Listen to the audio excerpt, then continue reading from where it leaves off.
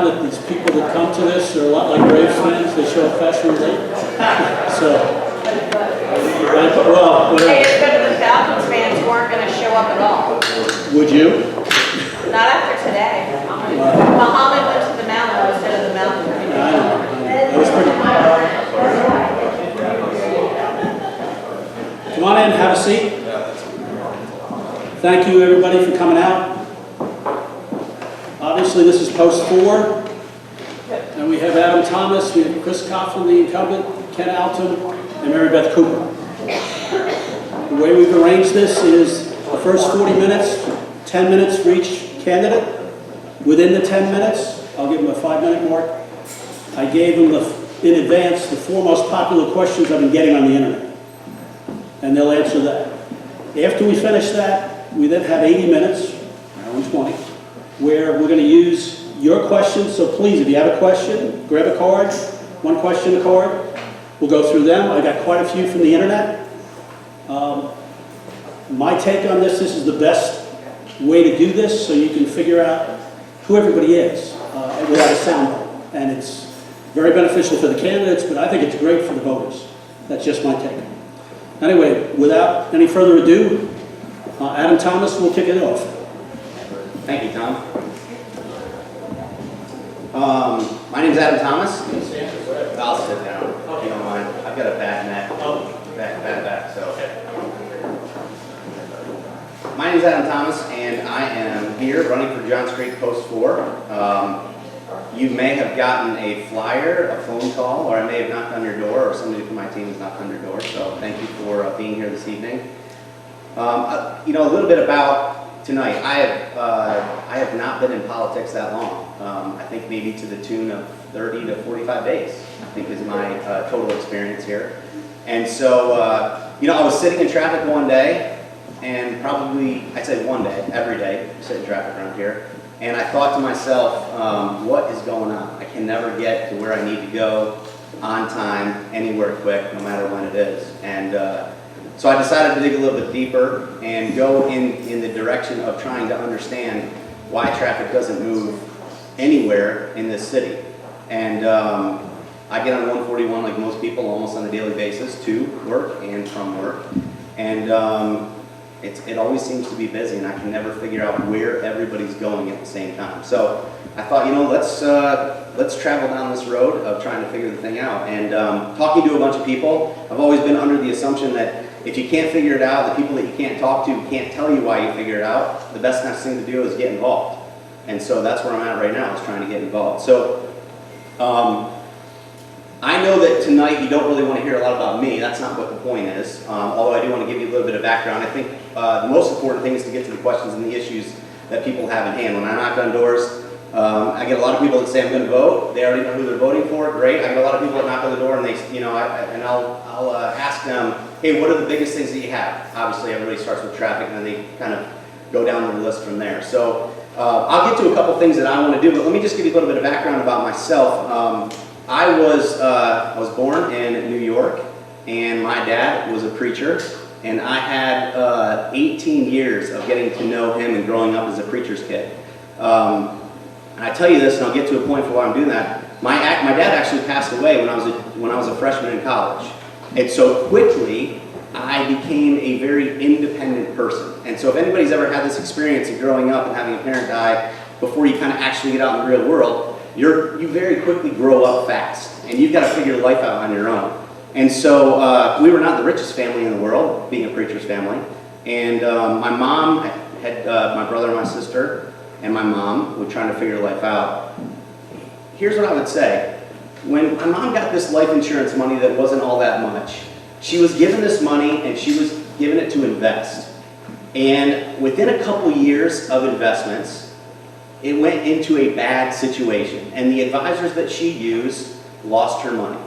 And I can go into detail about all that stuff, but that's not the point. The point was, about my sophomore or junior year, I tried to figure out, and I said to myself, I'm going to get to the bottom of what this world is all about. I didn't know what it was about. Had no clue what a stock was, what a bond was, what a mutual fund was, or anything, anything in regards to that. And I figured out that I was going to do that. And so, 1995, I don't want to date myself, but I'm going to tell you, 1995 was the year that I graduated college. A lot of things happened in 1995. Graduated from college.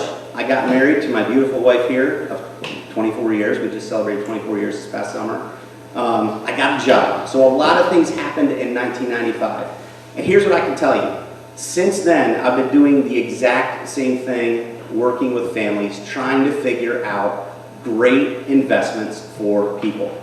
That's what I do on a daily basis, is look at balance sheets, look at budgets, and help people out. And I can tell you right now, there are good investments out there and there are bad investments out there. And the thing that I bring to the table, I think more than most people, is real life experiences. I always joke when I sit down with people, and I speak to people all over the country about different issues. And depending on who you are, and I say never judge when I talk to people, but depending on who you are, there's two things that I want to know when I sit down with you. What is most important? And generally it's one of two things, and it's not always the same for everybody. The first thing is, it could either be your family, and the second thing, it could either be your money. And I'll tell you right now, it's 50-50 for a lot of people. I don't judge about that, but you sit down with some people and they say, listen, my money is most important, my family's always going to be around, it's not a big deal. Other people say, my family is most important, and my money's going to be the second thing. And so that tells me a lot about different people. And so as I move into this role of running for city council, I think that there's several different things that I get to bring to the table in the real world, real life experience. And I've kind of broken my campaign down into three different things. And that's the first one. I am under extreme transparency in my business. You can find everything out about me. You can go to any website and, as a registered investment person, I have 100% transparency. And so here's what I would say that. I want to carry that through to the government that I'm going to represent. And through government spending and government accountability, I want to make sure that our money, including my own, gets spent wisely, gets spent fairly. The second thing that I want to talk about, that we'll talk about tonight, is growing responsibly.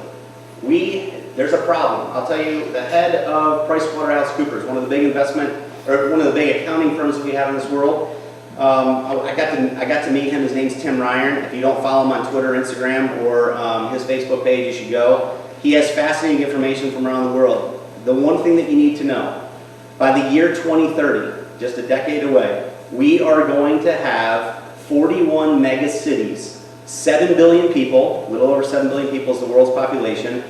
Those people are more than 10% of that population is going to live in 41 of those cities. Here's what you need to know about that. Atlanta is not considered a mega city, but we're close behind. Traffic is not going to disappear. We've got to figure out how to grow responsibly in this city. And the third thing is, in my opinion, one of the most important things is quality of life and public safety. We have to make sure that as we build our town, the people that protect us the most, first responders, our fire, our police people, they are paid fairly, they're treated fairly, and we've got the quality of life issues in this city that's going to help us grow as a community. That's why I'm running for city council for Johns Creek. Okay, let's go to the four most popular questions. First question is, what is your position on changing State Road 141 to 6 lanes? Well, I have to go back and I'll tell you that when I first started to think about running for Johns Creek, I got to watch a city council meeting. I know, Chris, you were involved in this. I think it went for 4 hours. My wife came in and said, "What are you doing?" And I said, "I'm still watching the city council meeting that's going for 4 hours about, whether we make 141 into 6 lanes or keep it as 4 lanes and whatever." Here's what I'll first say. About a decade ago, I had the opportunity to be involved in the city of Atlanta. I've been involved in the transportation committee down there in the city of Atlanta. I've gotten to know and learn a lot of different things. When they tried to pass their T-Splosh situation, I was against that. And the reason I was against that, and I'm open to say that, is because the money that we were going to collect and pay as people in the state of Georgia was going to go to help wherever they saw fit. And so I don't know if that was a bridge down in rural Georgia to help a tractor get across a small little bridge so the farmer could get across, and they're obviously entitled to do that, or if it was going to be for downtown Atlanta to figure out what the next trolley was to go around the block. And so I didn't feel like it was fair because that was an impact that was going to be developed, or a tax that was going to be collected and spread wherever somebody else wanted it to be. You know, I think when you talk about what we want to do here in Johns Creek, going from 4 lanes to 6 lanes, I don't really hear a lot of deep discussion on that situation. Yes, some people talk about it, whether that's going to be effective or not effective, but I just don't hear a lot about how we talk about moving it from 4 lanes to 6 lanes. I'll tell you, there's 2 big intersections that create quite an interesting format when you start to move traffic through Johns Creek. And that's the Great State Bridge and 141, and that's the other 120 and 141. They're very 2 unique intersections that bring a lot of people. I've heard maybe somewhere near 100,000 cars drive through State Bridge and 141. That's the second question. Okay, gotcha. So, yeah, so I'm going to go into that one. Okay. The second question basically is, what is your position on the 5 proposed options for State Bridge Road and 141 intersection? Sure. So has anybody, I guess, has everybody looked at those questions, looked at those 5 proposals? If you have not, you should go do it at the website. My biggest question is, when you look at those proposals, the number one proposal of the 6 lane, making it 6 lanes, happens to be the cheapest, $2 million. The other 5 proposals, and it also takes the least amount of time, the other 5 proposals cost an exorbitant amount more than that, to the tune of, and I don't have the exact numbers, I've got them written down, but I'd say 7 maybe or $8 million on one proposal, up to 25 or $30 million. And so now that's on the website, and those are the proposals there. So I'm not sure what, Tom, actually makes the most sense at this point, but I kind of like being fiscally responsible. Start to look at something that costs less rather than more. The third question is, what is your position on stormwater management, particularly with regard to neighborhood retention and detention ponds? So Tom, I hear that you're the expert on this. So I was hoping that I could throw this question back to you, right, as a council candidate here. But I have a series of comments, so it's almost, it could be on Netflix. Okay, perfect.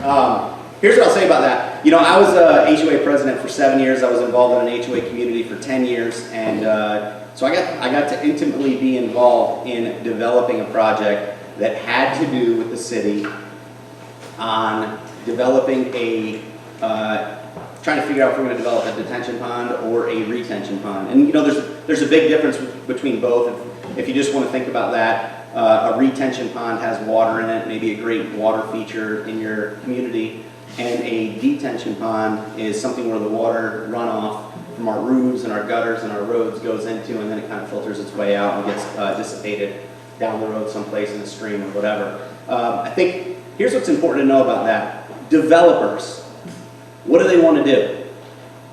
Sell houses, right? So what they're going to do a lot of times is they're going to build these neighborhoods, I think much like this one that we're in right now. They're going to build this great detention pond. You know what they're going to call it? A water feature, lake view. Here's what happens over time. That lake view, that water feature that we have, it does do its job. Sediment from our houses, from the roads and everything filters down into it and filters in. You get all the junk, the leaves and everything that kind of dissipate down to the bottom. And then after about 15 or 20 years, you know what happens to the lake? It goes from about 6 feet to about 2 feet. And everything from there down is all the junk that needs to potentially be dredged out. And it becomes a problem. And when we first started doing this in the previous neighborhood that I was in, we did put a reserve contingency in our budget to make sure that there was a situation to make sure these ponds and these detention ponds and these retention ponds were actually maintained and cared for, because we knew we were going to run into that issue. Here's what I'll say for that. My belief is that HOA is private property. And city funds, it's hard for me to justify right now, as I look at this and look at the budget, to use city funds for private property. So right now, I'm not in favor of that. We have a lot of HOA communities in this neighborhood, and if we start, or in this community in Johns Creek, and if we start going down that road where we're starting to dredge one, or we're starting to take care of one, It's going to be like living in a subdivision where you sign a piece of paper that says they'll replace every bush if it dies. It never ends. Let me give you the last question. The city charter states the mayor and city council members cannot have discussions of vote count discovery. How each may vote on a specific item on the upcoming agenda for the work session or city council meetings. Do you think if you are elected, you can follow the charter on this subject? Yeah, so I've read the charter, and I'll say this, transparency is a big part of my campaign. I think, you know, what you need to know about me is I'm going to be the voice of reason for the city council. And I believe after reviewing and reading the city charter that this actually does not apply. However, with that being said, if from a legal perspective, if a lawyer were to come to me and say, hey, this actually does apply, you can't do it, of course I'll follow the law. So that's what I would say to that. Chris Coughlin's next. Well, thank you everyone for coming out, and thank you Medlock Bridge for hosting. I really appreciate the long form interview style. So it's a little uncomfortable for me to do this, but you all elected me in April of 2017, and I really want to talk about some of the accomplishments that we've had over the past 2 years. One of the topics I ran on was government efficiency, reducing wasteful spending. So the first big win I think we had, so I said I'd look through, perform utility analyses on line items in the budget. And so when I was looking into the 2017 budget, I found something amiss with our interest earnings. I dug a little deeper and I found out we had tens of millions of dollars in a money market account bearing 0.15% interest. So what I did, I developed an investment policy that was supported unanimously by council, where we put those funds in the Georgia Fund 1, and then we negotiated with Wells Fargo to get a point better on a laddered CD portfolio to bring in cash flow. So essentially every year through my policy, we're going to get an extra $1.5 million to $2 million. For those of you all that don't know, community development, when we first incorporated, was performed by a private partner. It was an engineering firm. And so I figured after we had our feet established, what we could do is bring community development under our umbrella. You have more control, you have more accountability, and we saved $100,000 a year. And so that's what I did about 1.5 years ago. And so under our wing, what we've done with Kimberly Greer and Ben Song is really have community development deliver a much better product and save $100,000 a year. I was also a champion for the City Hall, and so what we were doing, we were leasing 2 buildings. We had the police department and the city admin building. And you know, renting in perpetuity is not the best way financially. So we had to buy a place which would eventually become our new City Hall. And with that, we'll save millions of dollars in the long term. But one of my initiatives from that was a sustainability study energy audit. And so what we did, we evaluated our energy output and saw what nominal investments we could make in the building. And so we did that, and now we're going to save about $100,000 a year in maintenance and operations. And so, and reduce our footprint on the environment. And finally, I pursued a different type of procurement process, reverse bidding, that saved us tens of thousands of dollars. And now we're going to employ variations of that in our new parks plan strategy that will save potentially millions of dollars. And so through these initiatives, and these were all owned by me, and they all almost passed unanimously or passed unanimously. We're going to have 15 to 20 million extra dollars over the 10 years from these initiatives. And then I also was the leader of championing city council term limits. I'm a strong believer in term limits. And we got that passed about 1 year ago.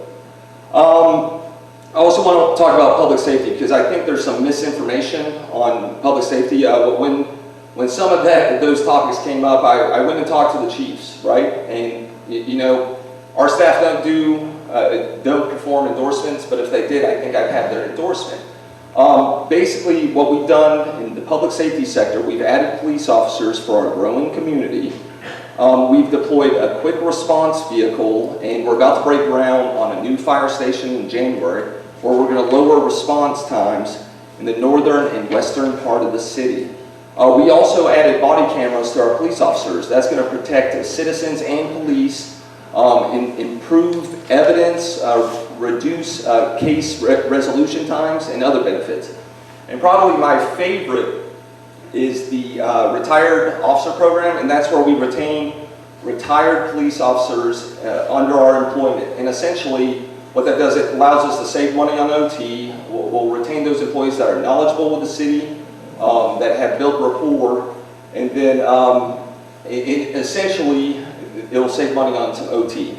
I'd also like to talk about development. So we passed the comprehensive plan use of 2018, and it is less dense. I would also say that my record on zoning is in fact impeccable. I know that a lot of zoning issues came along around the Medlock Bridge area, and I would like to say my votes are pretty sound to protect your community. In terms of traffic, so I led the intersection prioritization list, and that's where we evaluate each intersection in the city for mobility and safety purposes. And so one of my biggest pet projects, are you familiar with the improvement we made for 141? So the concrete island, it used to be 2 lanes and a dedicated right-hand turn lane. We moved the concrete island 1 lane over, and now the throughput on southbound 141 in the morning is remarkable. We are saving thousands and thousands of minutes each day.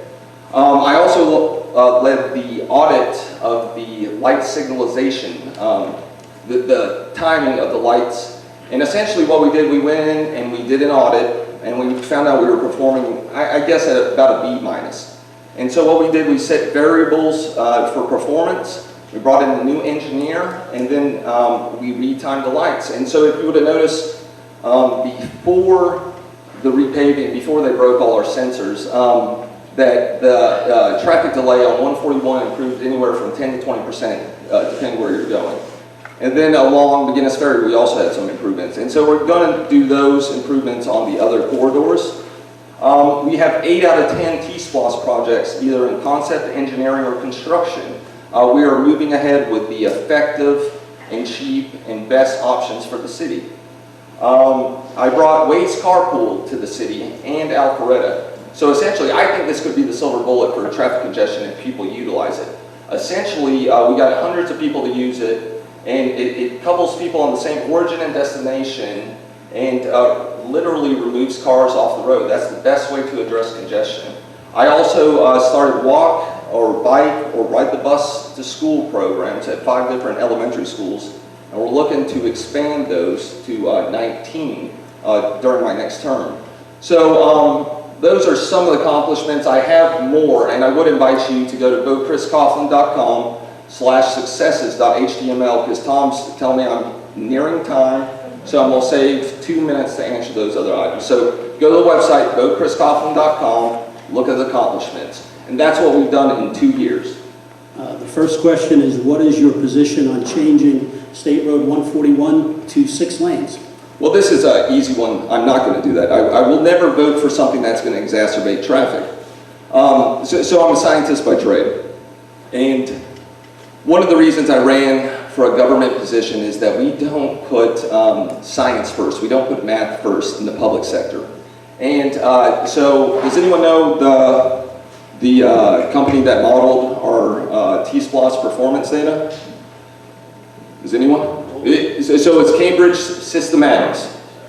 And so when I was first elected, I said, can I get the raw data so we can have some quality assurance measures? Well, we don't have the raw data. And then when I pushed further, evidently there was not latent demand, induced demand performed in those studies. So if you widen, people will come. It's well documented. So if you want to exacerbate traffic and spend money doing it, then go ahead and widen 141. But I suggest looking at the intersections first. So the second question is, what is your position on the 5 proposed options for State Bridge and the 141 intersection? So you have, essentially it's called a hybrid. It's a continuous flow intersection, and it's difficult to explain what a continuous flow intersection is. After you're done at votechriscohlin.com, I would suggest going to YouTube and looking what a continuous flow intersection is. but it essentially allows you to go straight and take a left-hand turn at the same time. What it does is it puts the left-hand turn lanes on the other side of the road. And so that's called the hybrid. For me, that is about the only option, and I don't even know if that'll be a success, because you would have to essentially remove the Wells Fargo. It would make the intersection very thick right at the process, but it is the second best performer after the bridge. So the bridge is an option, but we'll have to put a 22-foot bypass over State Bridge. I don't think anyone in our community really wants that, and at a $70 million price tag, I don't think it's worth it to destroy our community. Another popular one that's picked is the Through You. The Through You, it could be effective during peak hours. There's some stipulation of will the U-turns handle the queues right? Well, we've had some independent models that say it would back up and it would not work, and some people say it would. But my issue with the Through You is that it's basically a time tax on off-peak residents, right? So you have to go through the intersection, turn around, and then go right on where you're going. So it's going to add 2 minutes on every off-peak opportunity when you have to go left at one of those intersections. So I don't think that's the right fit. I would think and then this is a good one, the quadrants. So they're talking about putting a road behind the Publix to connect State Bridge. So you would connect State Bridge behind the Publix, and it would abut St. Ives. Again, that is about $25 million, and it doesn't have as much effectiveness as the continuous flow intersection. And then there's the combination, which is, for lack of a better term, it is a cluster of, it's just a cluster. Let's leave it at that. So basically it takes one of all 4 models and then puts them together. I don't think the commuters would adapt very well to that. So I think the CFI is the way to go, but again, I don't know if it will fit. We're really going to have to jump into concepts and really bring the residents out, and especially those residents that it impacts most along this corridor. The third question is, what is your position on stormwater management, particularly with regard to neighborhood retention and detention ponds? So I absolutely think the city plays a role in that. So let's take Medlock Bridge, for example. I don't know off the top of my head, what's the full dredging cost of Medlock Bridge? So far, $1.2 million. Yeah. So if you ever look at the basic...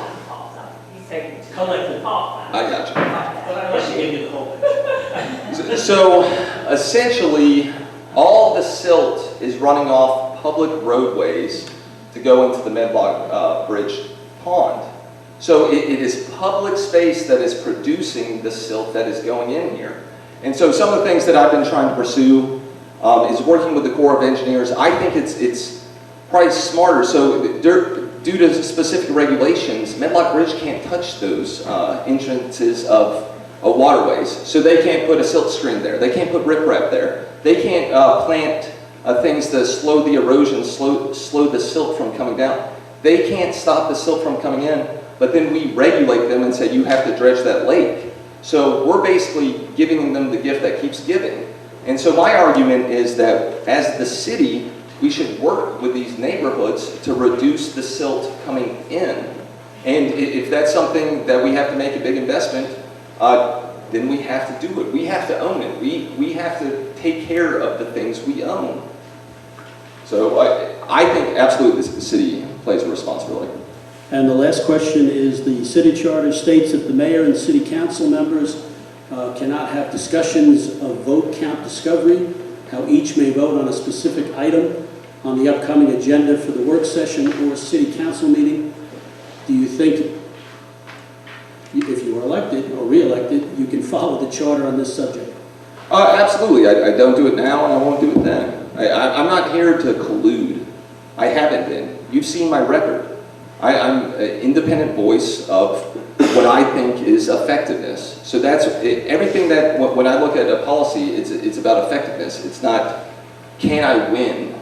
And so I make my vote known, and that's how I apply it. But to be fair, we do clear, in the work sessions, I'd say you really have to be careful of doing that before the work sessions, because A, you don't see the reports, you don't see or B, you don't see what the staff presentation is. So we're working those vote counts before the work session, I would say, is definitely unethical, but usually the work session you see where people are going. So, but I haven't done it, I won't do it.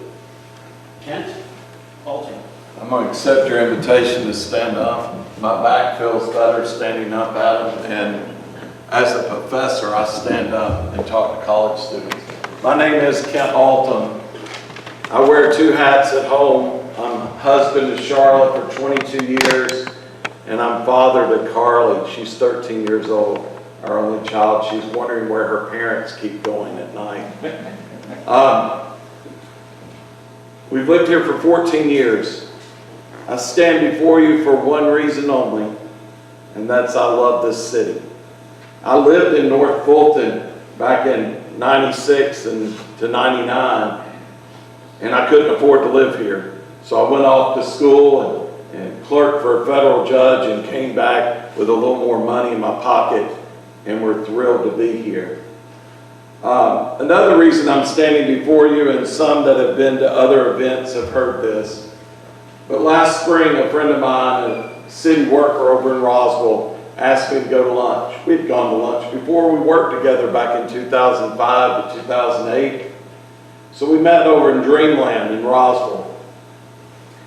We're talking about different things, his life, my life. And I said, Bob, how are things over here in Roswell? And he said, well, they go pretty good. He said, sometimes we get sideways with one another, but one of us will look and shrug to the other. At least we're not Johns Creek.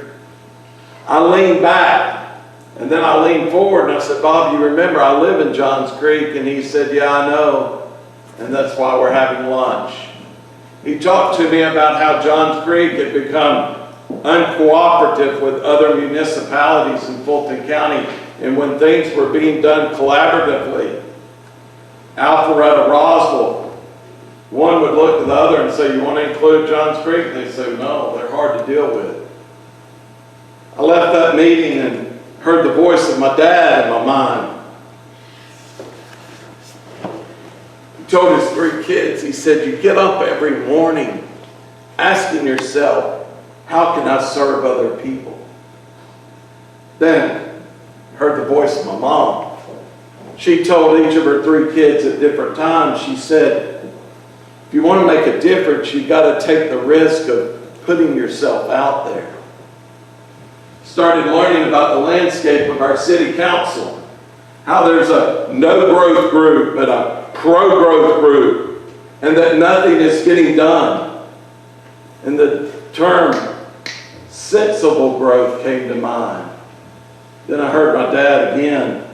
He's not big on compliments, but even when I was 12 and 13, he said, Kent, of all the people I know, you think of the consequences of your actions more than anybody before you act. Then I heard my mom again. They were equal parents. She taught each of her 3 kids to be responsible, but she looked at me at different times and she said, Kent, I never worry about you because if you make a decision, I know you've got 10 or 12 reasons why it's the right decision. Kept learning about the landscape of our city council, and I said, we need people that think about the consequences and they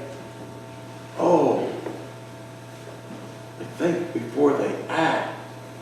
Then I thought about what skills I could bring, and as an attorney, we know how to focus on the issue and to push away irrelevant information and not get sidetracked and focus on the relevant information and remain objective, and we know how to make a decision. We don't get stuck in data year after year when roads are not improving, when parks are promised and not built. We had a picture the other night taken, beautiful gold shovels. The first of the road projects has now finally been cleared, but there's not a work shovel in the ground yet, and they've been collecting an extra % sales tax for over 2.5 years. Yes, some planning happens. It's necessary, but things have to move. I'm here today to offer myself as one who doesn't have to talk about the endorsements I shoulda, woulda, coulda gotten. I just was notified just yesterday that the Atlanta Realtors Association and the Commercial Brokers Association for Atlanta, one who looks after residents and one that wants communities to be prosper, came together and chose me as the candidate for post 4. I appreciate every endorsement, I appreciate every donation, and I'll appreciate every vote, and I'll go to work for you. The first question that's been given is 6 lanes on 141. I like to talk about things that people don't know or don't talk about and don't want you to know. 141 is not only a state highway. It is designated from Buckhead to State Bridge Road as part of the National Highway System. That means it's been identified in addition to interstates as critical for commerce. We've grown as a city. Forsyth County has grown as a city. Norcross and Peachtree Corners. If they take care of 141 and we stick our head in the sand like some want us to do, the federal government and the state government and the county government is going to step in and dictate what we do. I'm not saying that 141 needs to be widened to 6 lanes. Here's my approach to traffic relief. First, you focus on danger zones where wrecks happen. Coming off Douglas Road on the inside, trying to cut over 3 lanes. Then you look at points of ingress and egress. You look at where intersections are, and you keep traffic moving. The last is, and the most expensive, is widening roads, because you have to purchase the land to widen the roads for public use. Let me tell you, I'm the only one here, and thank goodness I am. And if you've been where I've been, we need to talk. I was put under a school bus on a road just like 141. 431 in Alabama, a school bus pulled out in front of me. We need to make sure we make decisions to keep our people safe, and then we can keep them moving. The next question. There's not 5 options for the intersection at State Bridge Road and Medlock Bridge. There's 6. Just want to mention it. I'm not in favor of it. But the other one is you widen 141 to 6 lanes at the cost of $2 million and the less impact. That's an option. That's the 6th one that people don't want to talk about. I like the hybrid. It's moderate cost. I believe the Michigan turn has been recommended by our city professionals, not our staff, our city professionals 3 different times. And it's been rejected because, well, the cost, mid-cost, but then you've got to educate people. We need to look and not be guided by what we're feared. And then the most expensive is $53 million. I think we need to balance cost, we need to balance effectiveness, but we need to be willing to make a decision. The third question has to do with stormwater runoff and retention ponds. I'll challenge you, Tom. I've litigated the issues. I've represented homeowners, HOAs, and mortgage lenders on the issue of storm runoff and retention ponds. There's discussion about charging impact fees on the front end when developers build. The cost is just going to be passed on to people purchasing the home. The other thing you need to look at, more important than impact fees, is what kind of developers are you allowing into your city. Now, you can't keep out good people just because they're small and new. But when they are bonded, cash bonded, then what we can do is say we will not sign off on the completion of your development for 3 years, and we'll see what the environmental impact is on it, and then we'll sign off. You can be creative in your decisions. The fourth question has to do with what state law is. That's before a city charter. What state law says is that a council cannot come together and before an actual vote, take a straw vote. That's what it says. We can have discussions. I am all for transparency as much as anyone up here. But we also need collaboration. We need to be free in our discussions so that we can collaborate and talk freely. And no, we don't need to have a straw vote before the actual vote, but there doesn't need to be any, oh, this council needs collaboration. Don't impede it by thinking you're going to misinterpret the charter and state law. Thank you for your time. Mary Beth Cooper. Good evening. My name is Mary Beth Cooper. It was an interesting time when I decided to run. It was very fast, and it was because I'd been watching the city for the time I've been here. I moved back to Johns Creek into the North Fulton area in 2008, transferring from Birmingham. And my family's been to Johns Creek for about 24 years. My mom's here, my brother's here. And I came with my two sons, and I went, wow, this has grown up. I remember when my friend built her brand new house in Willow Run in the late 80s and said, come see my new house. It's so awesome. Stop at the Fina gas station and get some soda on your way here. Because that was the only gas station there. So I stopped at the Fina and went up and saw the horse farms that were along there. Turned left and didn't have any trouble turning left. And Jones Bridge was a really nice road though. Dalton didn't exist. But I watched it grow up the way I watched East Cobb grow up, where I spent most of my youth and went to Walton High School and grew up directly across the street in Walton, walked there. And I used to be able to ride my bike from Walton High School, if you know what that is, up to Merchants Walk. There's a grocery store and a Treasury Drug. My parents let two 6th grade girls ride their bikes. I won't let my 13-year-old son walk 3 blocks to a CVS.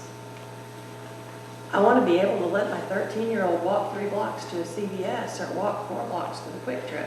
It's not because of I'm afraid somebody's going to grab them off the road, though that's always in the back of your head because you never know who's there. But it's because of traffic in our area and because there's not sidewalks all over where they need to be. You know, I have put service into this community. I've been an HOA president. Finally, I said, guys, I can't do this anymore. I need somebody to take the presidency. I'll stay on the board. So now I'm the HOA vice president.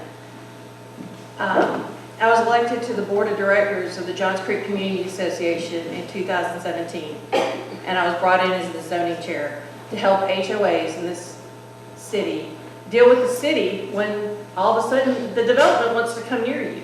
And what do you do and how do you handle that? So it took a lot of fast studying and a lot of dealing with both sides of the issues. And then in 2018, I was elected vice president, and then 2019, this past year, I was elected president. I resigned to run for city council. And I watched the city grow. I had developers call because the city would say, call them, they can help you. And we got smart development. We got a racetrack where it belongs, not at Parsons Road. Not because of what I did, but because they bothered to start before they filed and asked, what do we need to do? Who should we talk to? And I said to them, you need to go talk to St. Ives and you need to go talk to Medlock Bridge. And you need to make sure you understand what their concerns are. And the same thing when Discount Tire came in. I wasn't very for that because it crowds up a parking lot that's already kind of crowded and it can create issues. I bring leadership to the council because I hold them accountable. I've been attending council meetings for well over 2 years. And people go, oh, you're the one who talks to council. Yeah, because we've got to hold consistency. We've got to be standardized. We can't allow a development to go one way when less than 18 months ago the development across the street that's currently under construction is going, had different standards held to it. There's a comp plan that came into play in between those two that had no impact on either one of those. So part of that is raising up and making sure we've got consistency in what we're showing both to the business communities and to the developers and to our residents. And part of it is, I have a passion for Johns Creek. This is an awesome city. I took a challenge upon myself a few years ago to go to a restaurant at least once a month that I had never been to before, and to found stuff that had been here for years and years and years. And we have opportunities on a weekly basis. Don't even look at the city calendar, which is awesome to look at because it has everything else. There's all sorts of calendars out there that you can find something to do inside of our city limits almost every weekend that you can involve your children in. I want to bring balance back to the council. We need to talk. We need to create a middle ground.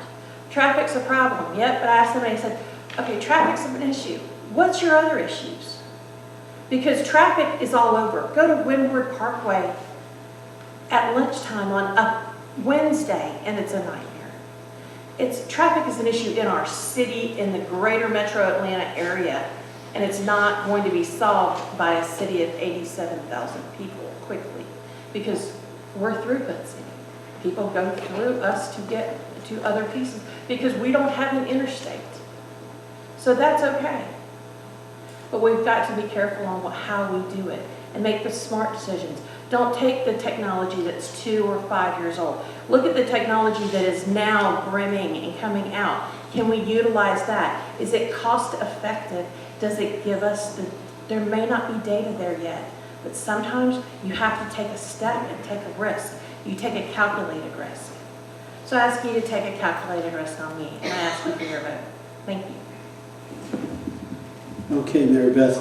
First question is, what is your position on changing State Road 141 to 6 lanes? The most unpopular answer you're going to hear.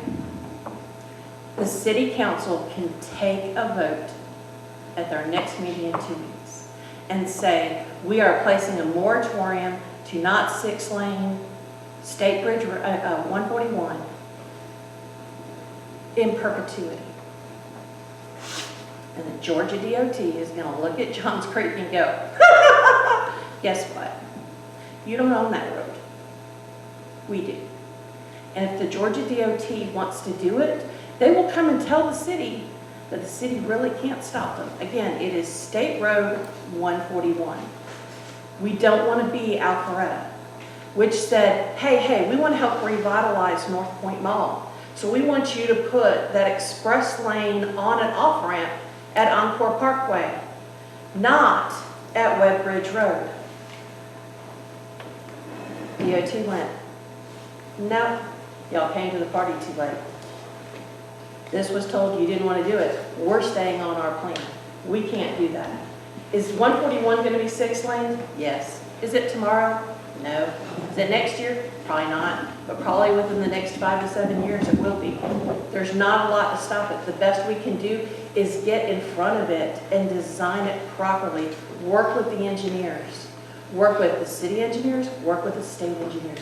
Get it to where it's where we need it to be. The second question is, what is your position on the 5 proposed options for State Bridge and 141 intersection? So in reviewing all of them, and Kent's correct, there are technically 6 with the 6 laning. The intersection itself, the best option with the lowest cost and data throughput, you can look at it, looks to me to be the through you. It's about $9 million in cost. It is tight with the hybrid, which is significantly more in cost, about $16 million in cost. Both of them have their drawbacks. Both of them have impacts to existing developments. Both of them have costs. But right now, the city has $40 million from that 0.75% increase in our sales tax that we're sitting on. And the clock is ticking on it. There's a deadline when you have to spend that money. And while they've passed the first T-SPLOST project to go, we've got a lot of tier 1 projects that are sitting there. We have projects the council just won't discuss because it's contentious. We need to get past, and make some hard decisions. Third question is, what is your position on stormwater management, particularly with regard to neighborhood retention and detention ponds? It's fun to watch what a city can do with stormwater management when you look out your front door at the development going up behind your neighbor across the street, and you see a river of clay water coming down because they didn't do it right. Because you warned the city, by the way, water, no matter how, and any engineer will tell you this, unless you're going to bottle it and put it in a pipe that's sealed underground, will flow through gravitation. It finds gravity, it goes downhill. Prove that to the city in our HOA. They put a pipe on Morton Road. They had that pipe exposed, 36-inch pipe. Put riprap. Matthews, the city engineer, said, it'll be fine. I said, Alton, you're going to flood my pool house at our HOA. He goes, no, we won't. Yeah, they did. Pipe's now underground because water flows gravitationally. So, gratuities clause comes into play. The city cannot, by the gratuities clause as it stands in the state, come in and help private property. Just can't. Can we do something about runoff on our streets that flow in? Yes. And the last question, the city charter states that the mayor and city council members cannot have discussions of vote count discovery, how each may vote on a specific item on the upcoming agenda for either the work session or the city council meeting. Do you think if elected, you can follow the charter on this subject? I reviewed the charter. I could not find that language in the charter. I also reviewed the ethics rules for the council. I could not find that in the ethics rules. Do there need to be discussions? Yes. Does there need to be a straw vote? Oh, Lord, no. But you also sometimes have to go, hey, Ken, is this crazy, or do you think this might be able to work? Because sometimes there's nobody else you can take that idea to because it's something that could be under executive privilege that involves land, legal, or personnel. You've got to be able to do those things. So that's part of it. That's not vote shopping to me. Me walking up to Ken and saying, I need your vote. Will you get your, can I have your vote? Yes, but I want this. Okay, I go to credit. That's wrong. That's just, to me, it's unethical and wouldn't be an issue. Okay, let's begin some questions. You'll each have 2 minutes to answer, and we'll begin with Adam. As of last week, in the October 17th update, the CDC is suggesting that the vaping outbreak is linked to the products containing THC that have been purchased on the street. Now that the cause of the outbreak has been determined, do you think it's appropriate for Johns Creek City Council to limit the amount of floor space retailers can use for all vaping products, or should the ordinance be amended to reflect the new information? There is, I'll hide behind nothing that says one of the biggest things that I'm running on, no bones about it. Emphatically, I want to increase regulations to reduce and or eliminate the vape shops that we have in the city of Johns Creek. I can put a period on that right there, but I'll say a couple more things about that. And you know what's funny is I've got a bunch of teenagers working on my campaign, and I asked them, is this a problem in the school? And they said, not only is it a problem, it's a huge problem, epidemic. What you see on TV is real. And here's what I ask myself.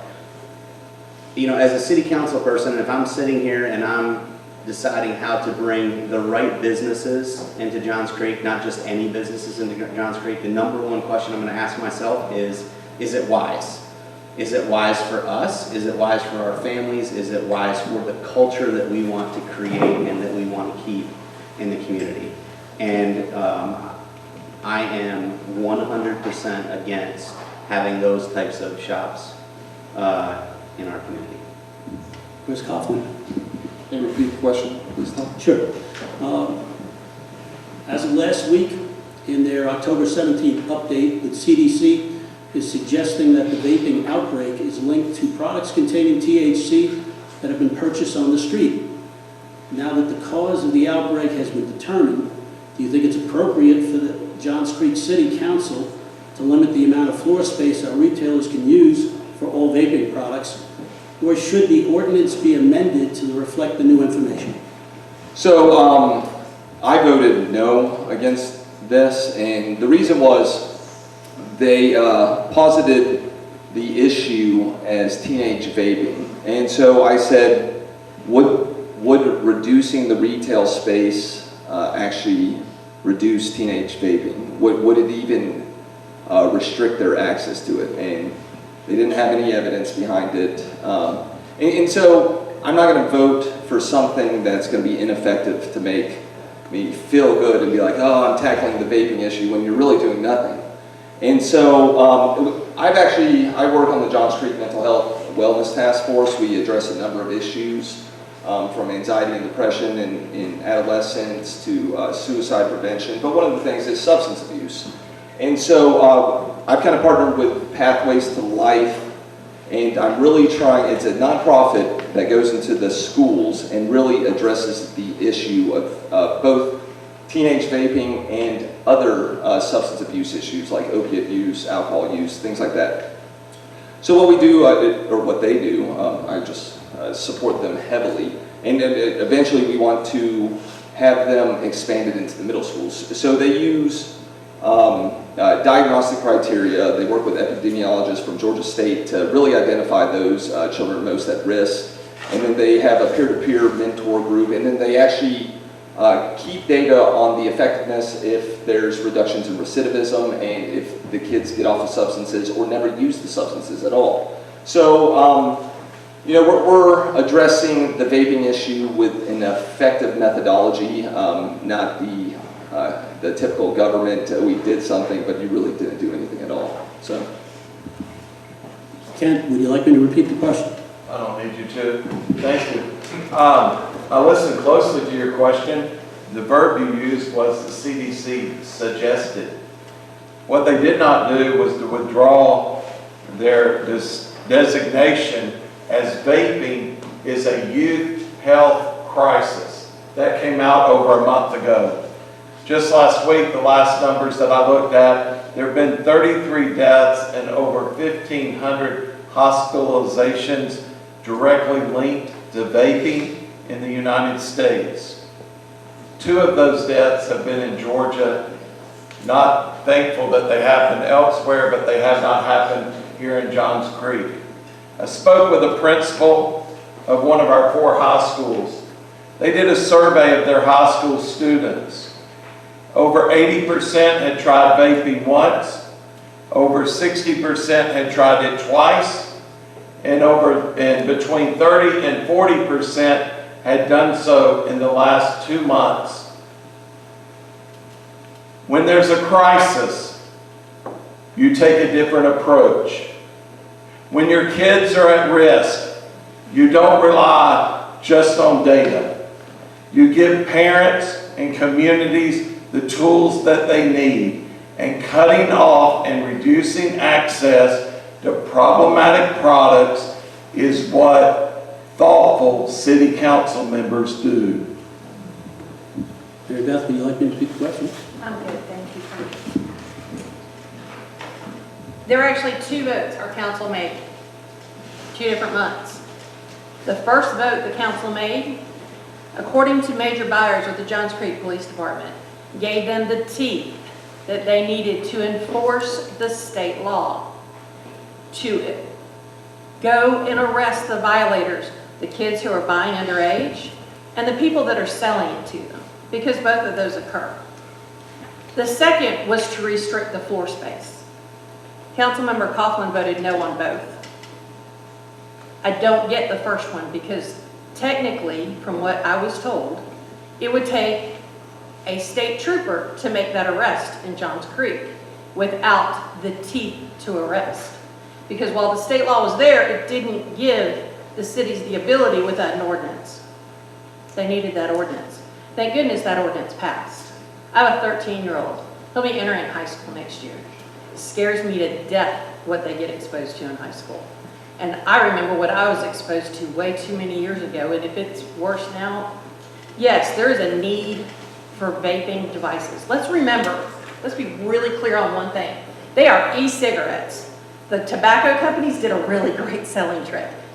Let's call it vape. Nobody will remember it's an e-cigarette.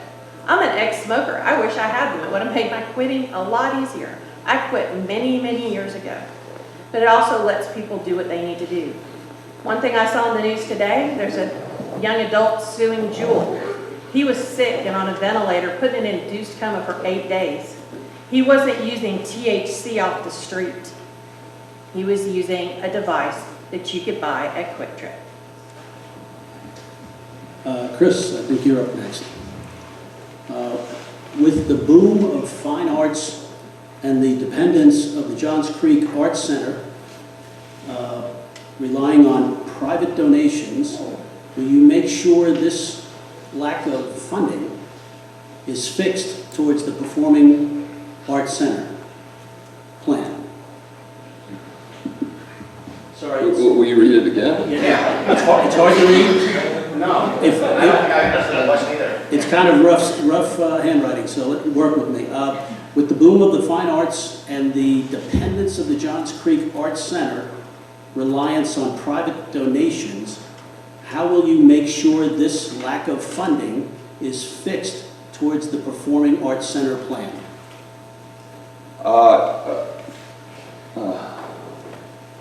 Okay, so the Legacy Center Task Force, their financial feasibility study is coming out in December.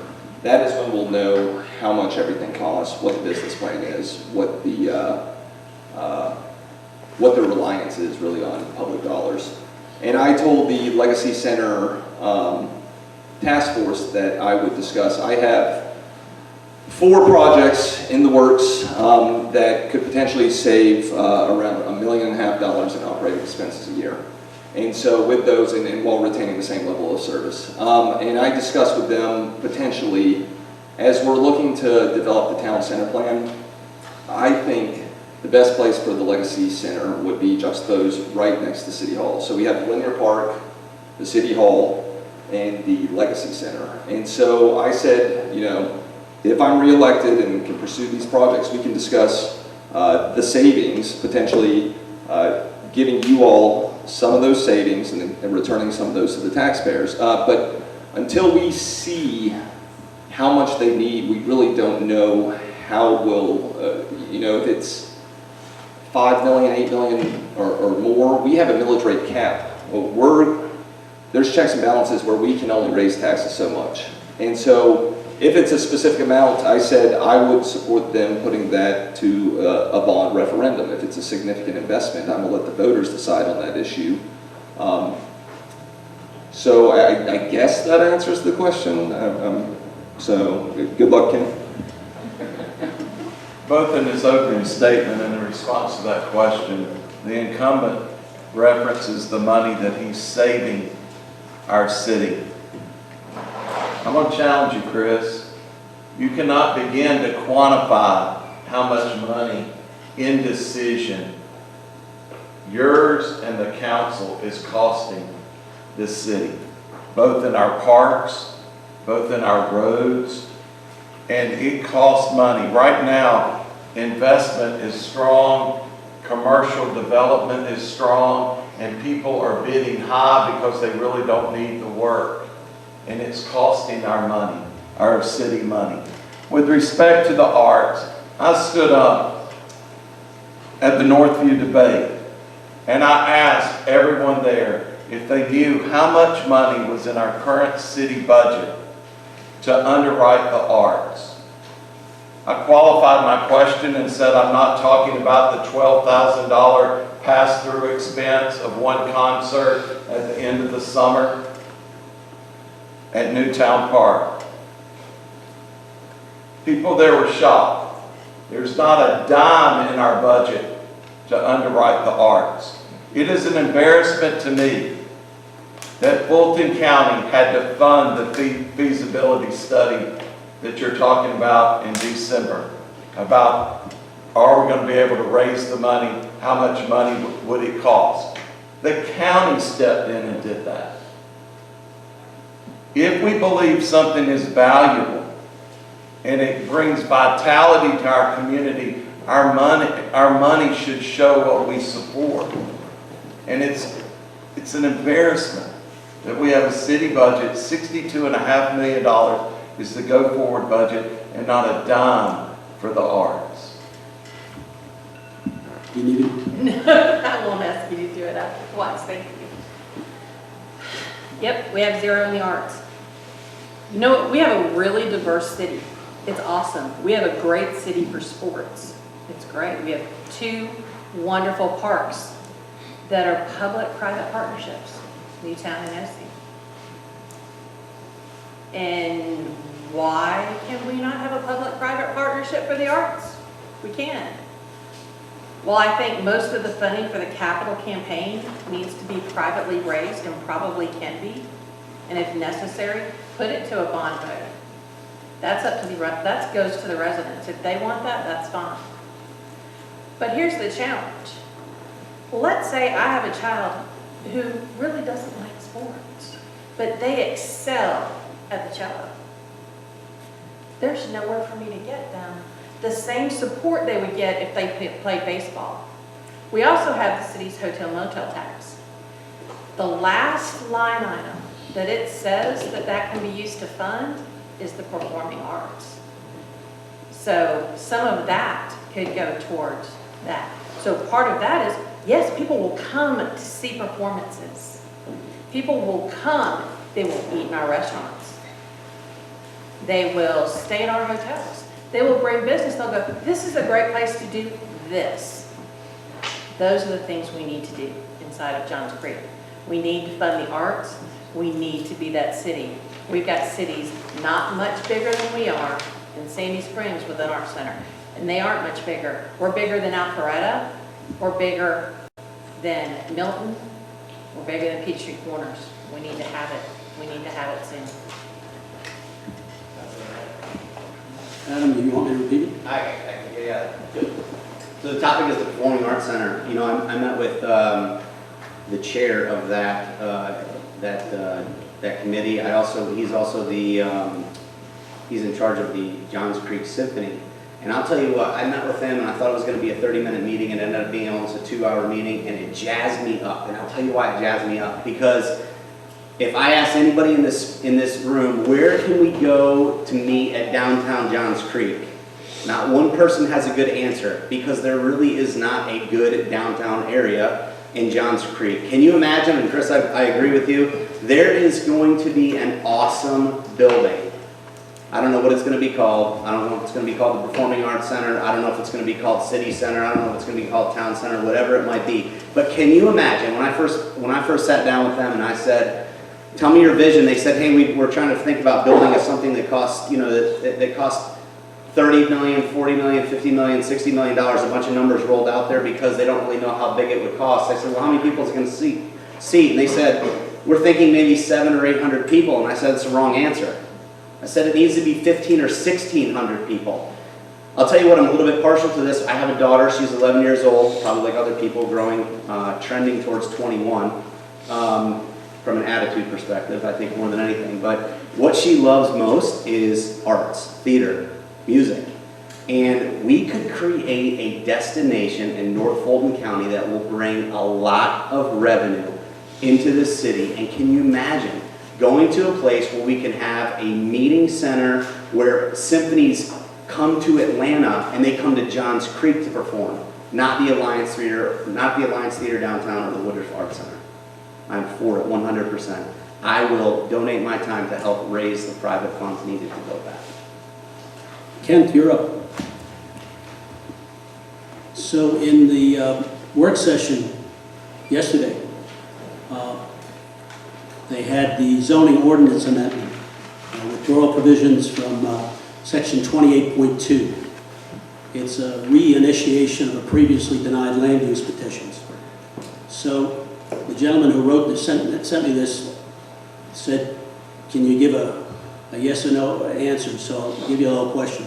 Do you believe the Community Development Department needs to create a unified development code before the requested removal of a provision in section 28.2 of the city's zoning code or the text amendment? Are you for or against this? very specific question. I am the only one among the 10 candidates that's running that believes that we need to have a development authority that brings together all issues related to real property. I happen to be a dirt lawyer, which means a real estate attorney. I'm a litigator. I clean up messes. I like to say I don't create them. I clean them up in litigation. But what we need to be mindful of with our zoning, we need to bring zoning, we need to bring our planning, we need to bring our property taxation, all issues of eminent domain, condemnation under one umbrella, okay?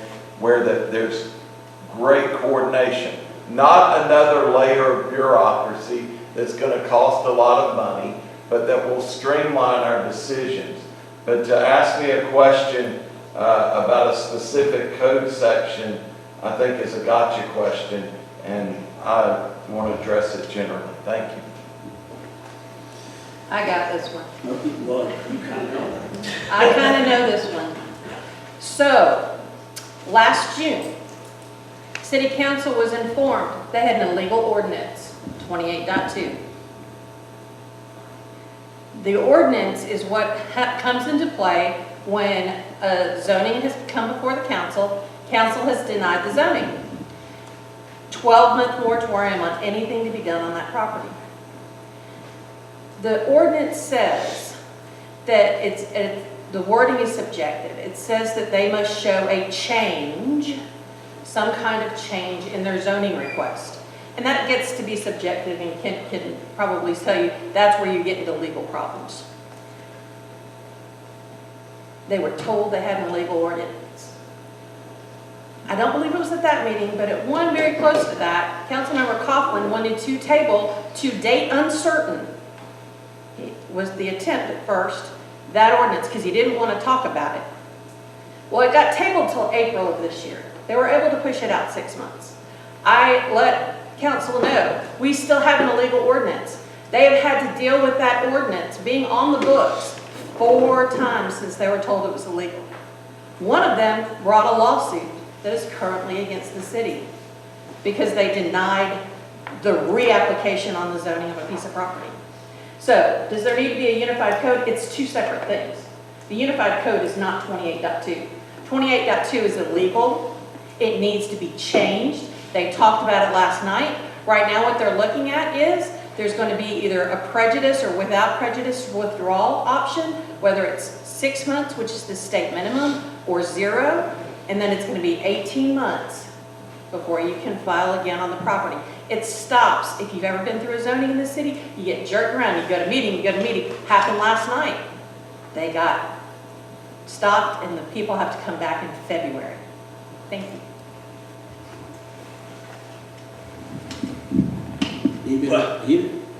I'm just going to answer it a different way. Okay. Tom, if you don't mind. I'm going to agree with Mary Beth, because if I don't, she's going to call me after this and tell them that I'm wrong. So, but here's what I'll say. You know, as I said in the beginning, there's 3 areas that we really need to focus on that are really part of my platform. The first one is government accountability, and this falls under that, you know, that rule. The second one is growing responsibly, and when you start to talk about zoning and issues along those lines, growing responsibly is a big thing in this city. We are 80% residential, 20% business. Going forward, we need to always have the proper mix between residential and business development in this city. We want to grow the city the right way. So I was at the work session last night and did discuss this issue. So it's not illegal. The ordinance isn't illegal. So what Ron said, and that's our counsel, our legal counsel, that we are potentially at litigious risk. That's the same thing he says at T-SPLOS. He says we don't have to do the T-SPLOS risk, but the farther you stray from the original plans is the more risk you take for litigation. So Ron has specified, because I asked him about this question because Mary Beth did speak on public comment calling it illegal, and he said no, it's not illegal, it's just there's potential risk involved. And so what it does, and I have been struggling with this, so if we change it, it basically invites the door to incessant applications on the same parcel if there's denials. So that does mean that the residents have to come out continuously to address an issue if it does not conform to the city's plan. So we're looking at different options, but you know, Milton, Brookhaven, and I believe 2 other cities have the same language, and I do want our legal team to follow up why they're not considering it a litigious risk, but only us. So it's, I think, you know, when you give the upper hand against the residents, I think that's a dangerous thing to do. So that the topic is serious, and we were looking for a number of alternatives to balance both the resident needs and the needs of the developers. Mary Beth is up.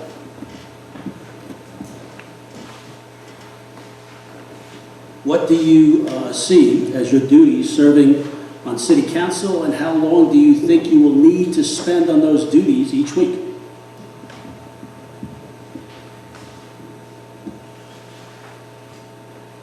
It's an interesting question. And I heard the other 2 posts answer it. And I actually think it's a trap question. Because if it answers, and the reason I say that, it's not against you, Tom. And the reason I say that is because jobs can take different amounts of time. People absorb knowledge differently, people view things differently, people approach work differently. So I've heard people go, well, I'm retired, I have 40 to 60 hours a week. That's awesome.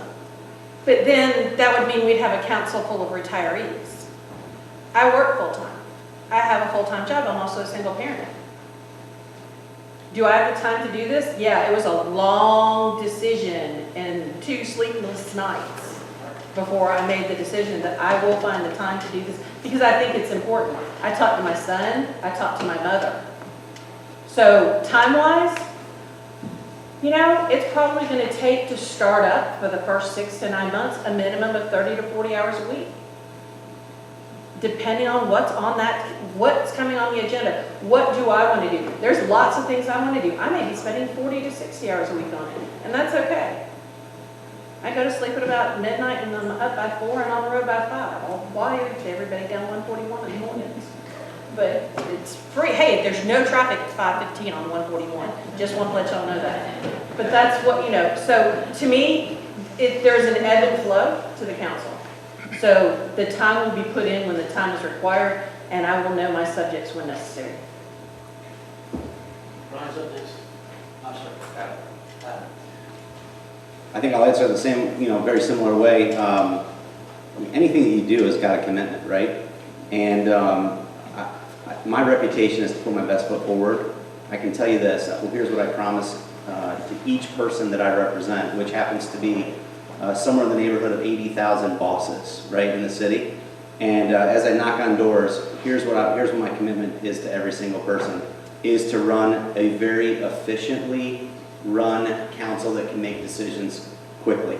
I've run businesses before, I run a big business right now, and you can collect data as much as you want. The problem is execution. If you don't have people in place that can execute decisions that have been made, stuff never gets done. I am your person that will execute fast and quickly to make sure things get done, as we as residents have voted for. So there's a little bit of discussion of the T-SPLOS projects and not being able to get those done. I don't think we all understand exactly how much time survey, right-of-way acquisition, concepts, engineering, bringing in the public input meetings, and these things take. We can all say we want to expedite projects, but I don't necessarily think it's actually feasible, and there's no actual timelines that can expedite the right-of-way acquisition phase. So anyways, it takes about, I don't know, Mary Beth's about correct, it takes about 40, 50 hours when you first on board. You know, I was fairly confident in my knowledge of the city when I started, and it is a steep learning curve. It is very clear when you hear folks talk that the specifics, they're not in tune with the actual reality of what's going on with the city. So it's a steep learning curve. You really got to put the time in. Thank goodness I have a lot of flexibility with my job. I work from home, and so I'm able to make a number of meetings during the week and during the daytime, and then I'll also do the work at night. I'd say I probably put in about 30 to 40 a week on council. So when you have a full-time job, you're trying to raise a family and put in that work, you really have to learn how to balance your time. So I would expect you all to really understand it takes a lot of work if you plan to do it well. First part of the question had to do with what do I see as my duties on council. Number one, to listen to residents. Number two, to collaborate with those that are on the council. Our city council members are generalists. I think you work for the power company, I'm an attorney, you've got a data analyst, you've got a financial representative or analyst. We're generalists, and we need to rely upon the professionals. Sometimes that's with a study, but that doesn't mean when we get the results back and we don't like it, we reorder it, or it comes back another time and we narrow the scope to get the answer we want. We're generalists. Our task is to cast a vision for this city, both in its business and its residential. How we're going to look in 3, 5, 10, 12 years from now. We need to treat our city workers better and call them professionals, not staff, not have the attitude of the big me and the little you as though they work for us. With respect to the time that it will take almost all of my time. I have a wife who's long suffering. I've got an independent daughter. We share an independent daughter that likes a lot of time to herself. I teach full time.